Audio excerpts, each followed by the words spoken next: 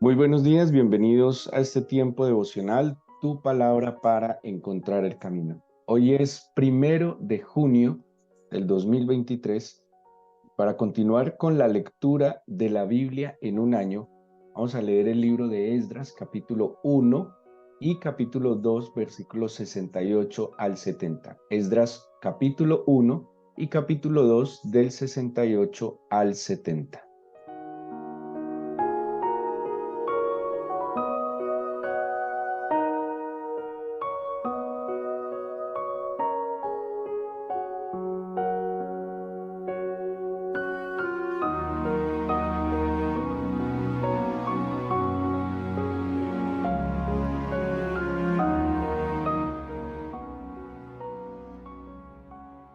Como hemos venido haciendo la lectura de la Biblia en este año, viendo en cada mes una visión acerca del Señor Jesucristo como el cumplimiento pleno del plan del Señor, del propósito del Padre.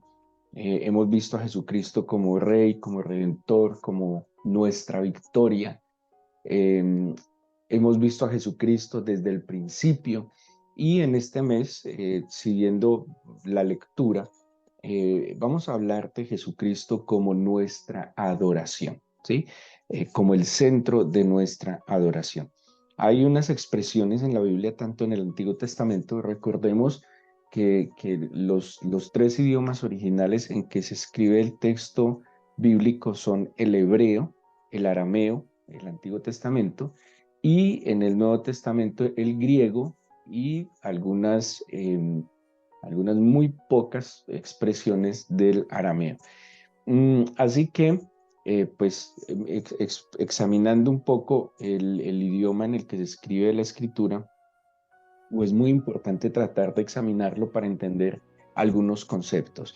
El concepto de adoración en el Antiguo Testamento se utilizan dos palabras que se traducen como adoración y es por las implicaciones que tienen estas palabras. La primera de ellas es shahá, que quiere decir postrarse, aunque es un verbo que implica una postura física. ¿Cuál es la postura física?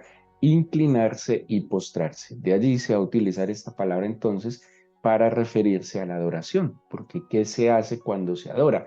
Cuando se adora hay una postura física de inclinarse ante alguien, en este caso ante el Señor. Entonces, quien adora se está postrando. Ahora, cuando alguien se postra delante de algo o delante de alguien, que está haciendo, se está rindiendo, ¿sí? Le está, de alguna manera, podríamos decirlo como dándole honor, rindiéndole pleitesía. Por eso, adoración viene de esta expresión, postrarse. También hay una expresión que es abad, que de allí vienen, por ejemplo, palabras como servidor, sirviente, servicio, incluso también como obra, obrar, labranza, porque la adoración es un servicio que se le presta al Señor. O sea, servir al Señor, más que hacer cosas dentro de una denominación eclesial, servir al Señor es realmente postrarse ante Él, es adorarle. Él es el centro de nuestra adoración. En el Nuevo Testamento hay una expresión que es proskuneo y quiere decir algo así como inclinarse para besar. De allí que cuando vemos, lo veíamos, creo que ayer, el caso de aquella mujer que derrama el perfume de alabastro ante el Señor. Hay unos que dicen que fue sobre su cabeza, hablando de los evangelistas, otros sobre sus pies, pero la postura de la mujer es inclinarse. Y en el caso de María, cuando menciona que es María, la hermana de Lázaro, dice que lo besa a sus pies, ¿sí? Derrama el ungüento sobre sus pies, besa sus pies, enjuga sus pies con sus cabellos. Es una expresión extrema, en verdad, de adoración. Eh, Cuando hablamos de adoración, tenemos que empezar desde el Antiguo Testamento, porque la adoración entonces implica un reconocimiento de la esencia del Señor, o sea, ¿quién es el Señor? ¿Qué es el Señor para mí? Y la adoración es una expresión mía, es personal, es individual, de gratitud, de reconocimiento hacia el Señor, ¿sí? Generalmente, pues a nosotros nos han enseñado una fe que es una fe un poco interesada. ¿A qué me refiero una fe interesada? Que nos acercamos al Señor cuando tenemos una necesidad, cuando tenemos una dificultad, cuando tenemos un problema, cuando ya hemos probado de todo y vemos que nada nos funcionó, que nada tiene sentido, pues dejamos al Señor como la última opción, ¿sí? Como si fuera la peor opción de este mundo, y nos acercamos a Él. Y yo no sé de dónde viene esa idea o esa imagen de acercarse a la vida espiritual como, como resultado de un gran problema, o porque ya no hay nada más que hacer, o es lo último que queda por hacer y hagámosle a ver qué sale, y es un mal concepto. ¿Por qué? Porque nosotros somos la creación, porque nosotros somos sustentados por el Señor. Como dice el Salmo 100, no nos hicimos nosotros a nosotros mismos. Somos su pueblo, somos ovejas de su prado. Él es el creador, Él es el sustentador, Él es el que guarda, ¿sí? De Él depende la vida. Si nosotros entendiéramos lo que el Señor es, lo que el Señor hace, pues entenderíamos que le buscamos no simplemente porque necesitamos ayuda en una dificultad, porque es la única opción que nos queda o la última opción que nos queda, sino que entendemos que como creador, que como sustentador, como hacedor, pues es digno de la gloria y es digno del honor. Cuando nosotros festejamos a alguien, no sé, por poner un ejemplo, a los papás, el Día del Padre, el Día de la Madre, sus cumpleaños, pues creería yo, que en nosotros como hijos o como esposos a nuestra pareja, queremos en ese día especial honrarles porque reconocemos lo que son y reconocemos lo que hacen por nosotros, ¿sí? Pues yo no creo que un hijo celebre el Día de la Madre esperando que la madre lo tenga en cuenta para la herencia. ¿Sí? Hay padres que ni herencia tienen que darle a los hijos. Y se trata más bien es como de reconocer lo bueno que hace, lo que ha hecho, expresarle mi gratitud, expresarle mi cariño, expresarle mi amor. Alguna vez leía en un libro que se llama Que mi pueblo te adore, y había una definición de adoración que me llamó mucho la atención porque dice que adorar es amar profundamente. Sí, es una expresión muy bonita porque se trata de eso. De hecho, el Señor, cuando resume los mandamientos, dice, ¿en qué se resumen los mandamientos? En que ames al Señor con todo tu corazón, con toda tu alma y con toda tu fuerza, y que el segundo mandamiento es amar a tu prójimo como a ti mismo. Así que, pues, el Señor debería ser el centro de nuestra vida. Nosotros deberíamos tenerlo como el objeto de nuestra adoración y de nuestra alabanza, y no simplemente por un interés, no simplemente porque pues tenemos una necesidad puntual y pues necesitamos que Él nos ayude porque ya nadie más nos está ayudando. No, no se trata de eso. Se trata de poner las cosas en su lugar. Si Él me creó, si Él me hizo, si Él me sustenta, pues Él debe ser digno de adoración.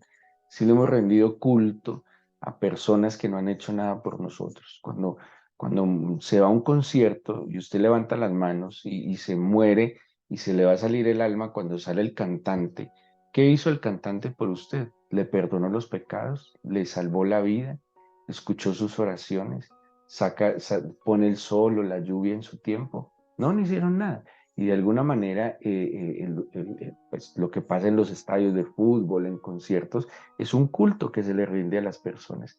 Ahora, si solemos hacer eso con personas que en verdad no hacen nada por nosotros, muchos de ellos nos dan mal ejemplo, muchos de ellos, pues hasta podrán hacernos algo malo, pues cuánto no rendir culto y adoración al Señor. Entonces, Es loco aquel que va a una iglesia y da las palmas, levanta las manos, canta alabanzas al Señor, pero no es loco el que va a un concierto, levanta las manos, da las palmas y grita a una persona que puede ser adicta, que puede ser promiscuo, que puede ser, pues, puede tener unos desórdenes en su vida, que puede ser el peor ejemplo moral que exista en la sociedad, puede cantar estupideces, barrabasadas, insultos, y pues simplemente se repiten esas cosas y eso sí no es vergonzoso, ¿sí?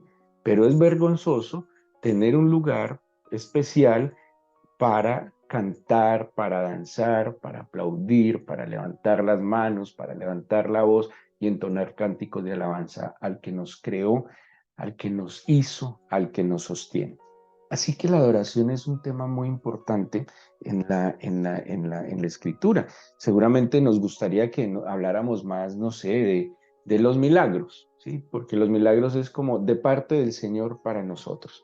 ¿Qué puede hacer el Señor por nosotros?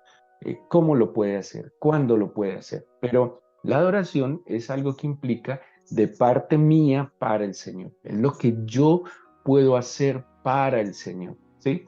No que el Señor lo necesite, soy yo el que necesita la adoración.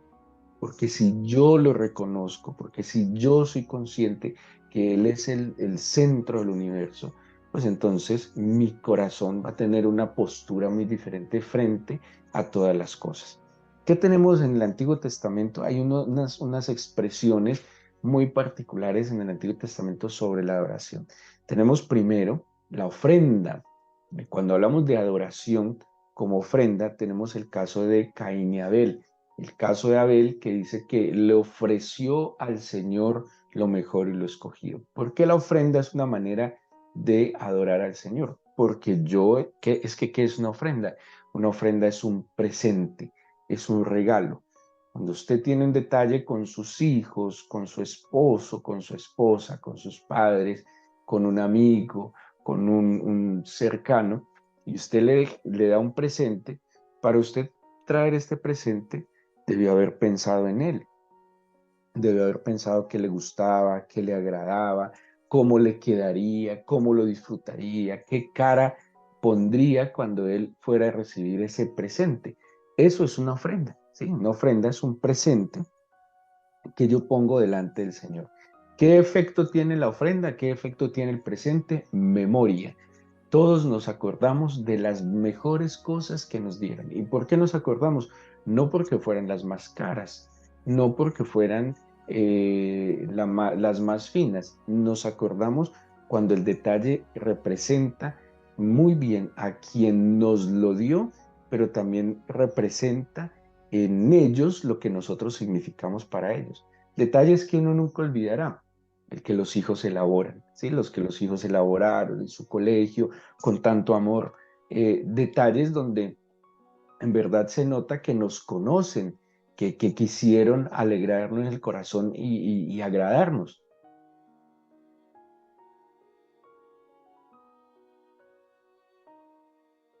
Y cuando vemos esos detalles, nos acordamos de aquellas personas que nos lo ofrecieron, que lo presentaron delante de nosotros. Eso es una ofrenda. Una ofrenda es poner delante del Señor algo que nos representa y que lo representa a Él. Ahora, formas de ofrenda. En el Antiguo Testamento había diferentes formas de ofrenda. Yo le ofrezco desde lo espiritual, pero también lo ofrezco desde lo intelectual, desde lo emocional, incluso desde lo material. ¿Qué más tenemos en el Antiguo Testamento? El altar. El altar, seguramente se nos puede venir a la memoria los que han leído la Biblia, Abraham. ¿Qué hacía Abraham a donde iba? Abraham a donde iba levantaba un altar. El altar viene de la palabra Mizbeach, que quiere decir lugar de muerte, porque literalmente el altar era un lugar alto, generalmente compuesto de piedras, no podía ser labrado, sino que armadito en piedras, y sobre ese lugar alto se hacían sacrificios delante del Señor. Yo sé que un animalista escucha esto y va a decir que la religión y que Dios es lo más atroz que mata animales, pero ese no es tema de discusión en este momento. Pero sin duda alguna, el altar se convertía, porque todo esto es imagen de lo que representaría también el mismo Señor Jesús. Estos sacrificios implicaban una manera de adorar al Señor, ¿sí? De hecho, cuando vemos a Abraham, Abraham incluso estuvo dispuesto a llevar a la muerte a su hijo unigénito, ya lo hemos hablado antes, como imagen, como prototipo de lo que haría el Padre con nuestro Señor Jesucristo, que lo llevó a un lugar de muerte, ¿sí? A un lugar que está sobre la peña como un altar de adoración. Entonces tenemos también las fiestas en el Antiguo Testamento como un memorial de adoración.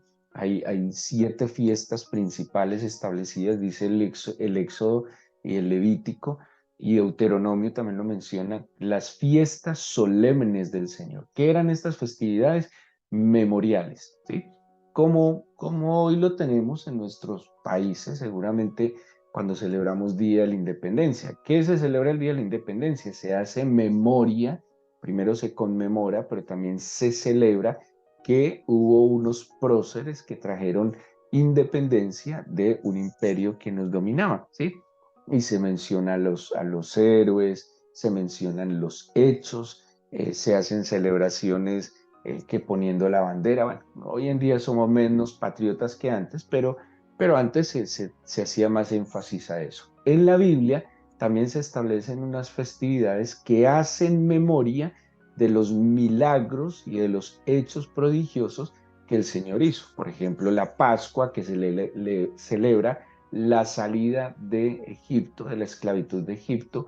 Por ejemplo, el Pentecostés, que celebra la primera cosecha, pero también celebra el día en que fue dada la Biblia o la Torá, pues la instrucción en el monte Sinaí a Moisés, y así cada fiesta hace memoria. Los tabernáculos hace memoria que vivieron en el desierto en tiendas, vivieron en el desierto en pequeñas chozas y que a pesar de la fragilidad del lugar donde vivían, el Señor fue su protección. ¿Qué otra forma o qué expresiones encontramos en el Antiguo Testamento respecto a la adoración? El tabernáculo. Y Éxodo 25, 8 y 9, les voy a leer, dice así: harán un santuario para mí y habitaré en medio de ellos, conforme a todo lo que yo te muestre, el diseño del tabernáculo y el diseño de todos sus utensilios, así lo haréis. 2 palabras se utiliza aquí para referirse a este lugar. 1, santuario, y 2, pues tabernáculo. Santuario viene de la palabra mikdash, que es lugar santo. El prefijo m en el hebreo describe el lugar donde se ejecuta una acción. Entonces la palabra kadosh es santo. Así que mikdash sería el lugar de la santidad. ¿Sí? Me parece espectacular la explicación que da la misma etimología de la palabra, el lugar de la santidad. O sea que el Señor dice, yo quiero un lugar de la santidad, un lugar diferente, santo, y lo hemos repetido muchas veces, implica algo diferente, único y exclusivo. O sea que el Señor quería un lugar, ¿sí?, que fuera diferente a todos, que fuera exclusivo. ¿Para qué? Para la adoración, ¿sí? Porque generalmente una casa es donde habitan las personas. En la casa donde habitan las personas seguramente se come, se duerme, no sé, bueno, todo lo que se hace en una casa. Pero él dice, no, yo quiero un lugar donde lo único que se haga en ese lugar sea adoración. Por eso es Mikdash, el lugar santo o el lugar de la santidad, o sea que debe ser un lugar exclusivo y único para el culto y la adoración. Pero también habla la palabra Mishkan, que Shahan es habitación, ¿sí? Shahan es habitación. Y les expliqué que el prefijo M en el hebreo nos explica el lugar donde se ejecuta algo, ¿sí? Entonces, si Shahan es el lugar de habitar, donde se habita, perdón, es habitar, ¿sí? O sea que Mishkan es el lugar donde se habita. A mí me parece también muy, muy bella esta expresión, porque cuando el Señor dice, hagan para mí un Mishkan, o sea, un lugar, ¿sí?, donde se habita, es porque ¿quién iba a habitar a él? Él. De allí viene la expresión Shejinah, que no sé si algunos la hayan escuchado, que hace referencia a la presencia evidente y visible del Señor. Todo viene de Shahan, que es habitar, el lugar de la habitación, la presencia visible del Señor. ¿Saben qué dijo el Señor? Quiero un lugar donde yo habite en medio de ustedes. De hecho, si leen Éxodo 25, 8 al 9, dice, un santuario para mí y habitaré en medio de ellos. ¿Sí? O sea, ahí está usando estas palabras en este juego de palabras. El Señor ha querido morar en medio de nosotros. ¿Para qué? Pues para que le adoremos y como fruto de la adoración que vamos a tener nosotros, su presencia. ¿Y qué es su presencia? Todo. Dice la Escritura, en tu presencia hay plenitud de gozo y delicias a tu diestra. Miren la promesa que hay de que el Señor mora en medio de nosotros. ¿Qué hay en la presencia del Señor? Delicias, ¿sí? ¿Qué hay en la presencia del Señor? Hay gozo. ¿Qué hay en la presencia del Señor? Paz. Y ahora ustedes creen que el Señor permitiría que algo nos faltara. No quiere decir que haya dificultades, pero nunca nos faltaría en esencia Él, porque si Él no nos falta, nada nos faltará, porque Él estará con nosotros. Ahora, cuando Él manda a Moisés a que haga este lugar, le da unas especificaciones, ¿sí? Y vamos a hacer este lugar para que haya una adoración de esta forma. Luego de que se construye el tabernáculo va a ser un santuario móvil, pues ellos venían por el desierto, pero cuando se establecen en la tierra prometida va a pasar mucho tiempo, y David se establece en Jerusalén. Él decide hacer de este santuario móvil, hacer un santuario permanente, y es donde él va a tener en su corazón el de construir el templo, ¿sí? Entonces, ¿por qué era el tabernáculo? Porque era una tienda que se desarmaba y se armaba, porque ellos tenían eran como nómadas, ¿sí? Tenían una itinerancia en su camino. Pero cuando conquistan la tierra prometida y se establecen en Jerusalén, pues ya no necesitaban una tienda móvil, sino un templo establecido donde iban a adorar al Señor. Entonces David no lo construye, pero prepara todas las cosas para que su hijo Salomón lo edifique. ¿En qué se convierte el templo? En el centro de la adoración, el lugar y el centro de la adoración. Y de allí en adelante, toda la historia del pueblo de Israel va a girar en torno al templo. Hasta el día de hoy sigue siendo un lugar de conflicto, porque para ellos es muy importante, porque es el lugar donde el Señor declaró cuando Salomón consagra el templo. El Señor responde a Salomón y dice, voy a poner la morada de mis pies en este lugar. Es el único lugar del mundo, del universo entero, donde el Señor dijo que habitaría en medio de nosotros. Ojo, físico, estoy hablando el único lugar físico en el mundo, porque ya lo entendemos en el Nuevo Testamento, que ahora el Señor mora en su pueblo, en cada uno de nosotros, como templo sagrado. Esto es muy, muy tenaz, porque ustedes entienden todo lo que les he hablado del Mishkan, del Mikdash, del santuario, de la presencia. Ahora somos nosotros, por la presencia del Espíritu Santo, ese lugar de adoración. Ahora somos nosotros ese templo sagrado del Señor. Pero antes de pasar a eso, que lo veremos más adelante, quiero terminar con algo. El lugar y centro de adoración hasta la venida del Señor Jesús era el templo, ¿sí? Si había templo, había culto de adoración. Y para ellos era lo más importante, lo que generaba cohesión, lo que generaba unidad en medio de su pueblo. Pero ¿qué dijo el Señor? En Mateo capítulo 12, versículos 1 al 6, el Señor, en una de sus interacciones, pues que tenía constantemente con los fariseos, con los escribas, dice de la siguiente manera: en aquel tiempo iba Jesús por los sembrados en un día de reposo. Estoy en Mateo 12 del 1 al 6. Y sus discípulos tuvieron hambre y comenzaron a arrancar espigas y a comer. Viéndolo los fariseos le dijeron, he aquí tus discípulos hacen lo que no es lícito hacer en el día de reposo. Pero él les dijo, ¿no habéis leído lo que hizo David cuando él y los que con él estaban tuvieron hambre? ¿Cómo entró en la casa de Dios y comió los panes de la proposición y que no les era lícito comer ni a él ni a los que con él estaban, sino solamente a los sacerdotes? ¿O no habéis leído en la ley cómo en el día de reposo los sacerdotes en el templo profanan el día de reposo y son sin culpa? Y oído, mucho oído al versículo 6. Pues os digo que uno mayor que el templo está aquí. Qué declaración tan impresionante que hace el Señor. O sea, les está tirando una piedra puntuda a los ojos. Les está diciendo, yo ahora soy el centro de la adoración. Uno más importante que el templo está aquí. Para ellos el templo había sido todo porque el templo era la presencia del Señor en medio de su pueblo. A propósito, en esta época ya no estaba el arca del pacto, ¿sí? No se habla que estuviera el arca del pacto en el lugar santísimo, había sido llevado todo esto a Babilonia y hasta donde yo he estudiado el arca del pacto ya nunca más volvió. O sea, ni siquiera aquello que representaba la Shekinah del Señor estaba ya en el templo. Y dice el Señor, ahora uno mayor que el templo, ahora uno que en verdad es el centro de la adoración, que soy yo. ¿Cómo sabemos que el Señor es el centro de la adoración? Fue adorado y permitió ser adorado. Los magos de Oriente dice que vinieron y trajeron incienso, mirra y oro y se postraron ante el Señor.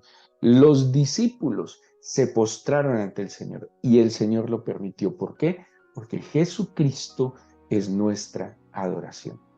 Cuando nosotros entendamos que nuestro Salvador, nuestro Redentor, nuestro Rey soberano, aquel que nos da la victoria, aquel que nos da la libertad, es el centro de adoración, pues nosotros entenderemos entonces, rendiremos nuestro corazón a Él, nuestro corazón será como ese lugar santísimo y nuestra vida como ese templo exclusivo y diferente para el Señor. Entender eso es muy importante, porque de alguna manera nosotros nos convertiremos, por eso somos como especie de tabernáculo, en un santuario móvil que donde quiera que estemos, siempre llevaremos la luz del Señor en medio de nosotros. Qué responsabilidad tan grande. Por eso es tan importante mantener una comunión permanente con el Señor, para que toda su presencia, para que yo sea una habitación, para que yo sea una morada del Señor, donde Él se glorifique y a través de quien Él se glorifique. Seguiremos estudiando, leyendo sobre esto. La lectura de Esdras de hoy, a propósito, quería hacer esta introducción pues a la lectura del devocional de este mes, pero a propósito del libro de Esdras nos va a hablar entonces de la reedificación del templo como lugar de adoración, porque ellos habían sido llevados cautivos a Babilonia y el templo había sido destruido. Es tan importante un lugar de adoración, y sobre todo pues en la antigüedad, que ellos lo primero que hacen cuando vuelven a Jerusalén es precisamente edificar el templo. Espero que hagan la lectura bajo esto que acabo de explicarles y mañana seguiremos con nuestro devocional respecto de esto en este mes de junio. Jesucristo, nuestra adoración. Vamos entonces a orar, a entregarle este nuevo día y este nuevo mes al Señor.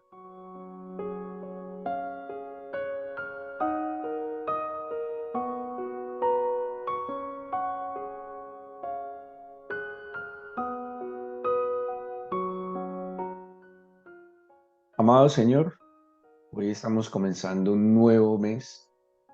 Queremos pedirte que como nos acompañaste en este mes de mayo, que tu presencia esté con nosotros. Y entendemos que hay una responsabilidad enorme de tu presencia en medio de nosotros. Y es darte ese lugar de adoración, permitir que seamos, como dice también la Escritura, hacer ese lugar, ese perfume agradable donde quiera que estemos. Entreguémosle al Señor este nuevo mes. Pidámosle que tome el control de todos los asuntos que tenemos pendientes, de nuestras responsabilidades, nuestros planes, propósitos, de, de que se cumpla el plan que tiene nuestras vidas en este mes. Pidámosle que nos acerque a Él, que no nos deje apartarnos de Él ni un segundo. Que ya que emprendimos este camino, no volvamos atrás. Nos dé la fuerza, la voluntad, la tenacidad, la determinación para marchar hacia adelante. Llama al Señor que cuide nuestros pasos, cada uno de ellos, que cuide nuestras palabras, que nos enseñe a ser prudentes en nuestras palabras, que cuide nuestros sentidos para que lo examinemos todo, pero retengamos solo lo bueno, lo que nos aporta, lo que nos edifica. Danos tu bendición, Señor, para empezar este nuevo día, este nuevo mes. Y toma, Señor, el control de todo, no solo de lo que no podemos controlar, sino de todo. Humildemente, en tus manos nos encomendamos. Te agradecemos por este nuevo día, por la vida, la salud, la provisión y darnos, Señor, la esperanza de que de tu mano, Señor, podremos vivir una vida con sentido y con plenitud. Para ti toda la gloria, de nosotros tu bendición. En el nombre de Jesús. Amén.